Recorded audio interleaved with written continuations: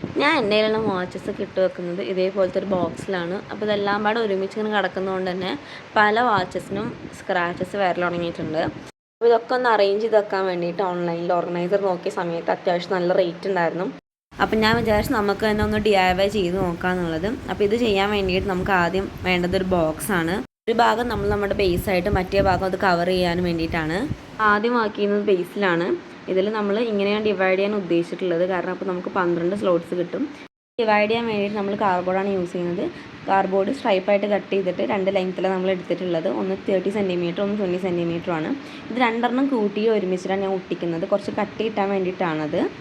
അപ്പോൾ നമ്മൾ കംപ്ലീറ്റ് ആയിട്ട് 4 ഭാഗം ഒട്ടിച്ച് കഴിഞ്ഞിട്ടുണ്ട്. ഇനി നെക്സ്റ്റ് സ്റ്റെപ്പ് എന്ന് പറയുന്നത് ഇതെല്ലാം ബോക്സിൽ സെറ്റ് ചെയ്യാണ് വേണ്ടത്. അപ്പോൾ ഞാൻ ആദ്യം ആ വലിയ പീസസ് വെർട്ടിക്കലി സെറ്റ് ചെയ്യുന്നുണ്ട്. പിന്നെ ബാക്കിയുള്ള ചെറിയ പീസസ് വീഡിയോയിൽ കാണുന്ന പോലെ കട്ട് ചെയ്തിട്ട് ഹൊറിസോണ്ടലി സെറ്റ് ചെയ്യാണ് ചെയ്യുന്നത്.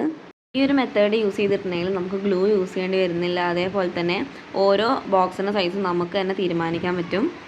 ഇനി നെക്സ്റ്റ് സ്റ്റെപ്പ് എന്ന് പറയുന്നത് നമ്മൾ ഈ ഓരോ ബോക്സിലും വെക്കാൻ വേണ്ടിയിട്ട് ഇതേപോലത്തെ കുഷൻസ് റെഡിയാക്കി എടുക്കുക എന്നുള്ളതാണ്. അതിന് വേണ്ടിയിട്ട് ഞാനിവിടെ ഒരു ഗ്രേ കളറിലുള്ള ക്ലോത്താണ് എടുത്തിട്ടുള്ളത്.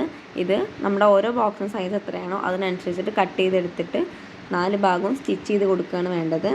ശ്രദ്ധിക്കാനുള്ളത് ഇത് ചെയ്യുന്ന സമയത്ത് നമ്മൾ ചെറിയൊരു ഗ്യാപ്പ് ഇടണം. കാരണം ഇത് നമുക്ക് ഇൻസൈഡ് ഔട്ട് ചെയ്യാനുള്ളതാണ്. അത് കഴിഞ്ഞ് ഇതേപോലത്തെ വേസ്റ്റ് മെറ്റീരിയൽസ് വെച്ചിട്ടോ ഫൈബർ വെച്ചിട്ടോ ഇതിൻ്റെ ഉള്ളിൽ ആ ഗ്യാപ്പിലൂടെ ഫില്ല് ചെയ്ത് കൊടുക്കുക. എന്നിട്ട് ബാക്കി ഭാഗം തുന്നി കൊടുക്കുക. 5 hours later. അപ്പോൾ ഇത്രയും കുഷൻസ് നമ്മൾ റെഡിയാക്കി എടുത്തിട്ടുണ്ട്. ഇനി ഇതെല്ലാം നമ്മൾ ബോക്സിൽ അറേഞ്ച് ചെയ്യാണ് വേണ്ടത്.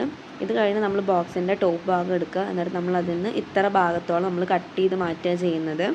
എന്നിട്ട് ആ ഭാഗത്ത് നമ്മൾ OSP ഷീറ്റ് ഒട്ടിച്ച് കൊടുക്കുകയാണ് ചെയ്യുന്നത്. ഇത് നമ്മൾ ഇതിനൊരു ഗ്ലാസ് ലുക്ക് കിട്ടാൻ വേണ്ടിയിട്ടാണ് ചെയ്തിട്ടുള്ളത്. അപ്പോൾ നമ്മുടെ ബോക്സിൻ്റെ വർക്കൊക്കെ ഇവിടെ കഴിഞ്ഞിട്ടുണ്ട്. ഇനി നമുക്ക് വാച്ചൊക്കെ സെറ്റ് ചെയ്ത് നോക്കാം. ഞാൻ ഇങ്ങനെ സെറ്റ് ചെയ്ത സമയത്ത് എനിക്ക് അത്ര ഇഷ്ടമായിട്ടുണ്ടായിരുന്നില്ല. പക്ഷേ ഇങ്ങനെ സെറ്റ് ചെയ്തപ്പോൾ ഒന്നും കൂടെ ബെറ്റർ ആണെന്ന് തോന്നി. നിങ്ങൾക്ക് ഏത് രീതിയിൽ സെറ്റ് ചെയ്താണ് ഇഷ്ടപ്പെട്ടതെന്നുള്ളത് കമൻറ്റ് ചെയ്യുക. അതേപോലെ നമ്മുടെ വീഡിയോ ഇഷ്ടപ്പെട്ടാൽ ലൈക്ക് ചെയ്യുക, സബ്സ്ക്രൈബ് ചെയ്യുക.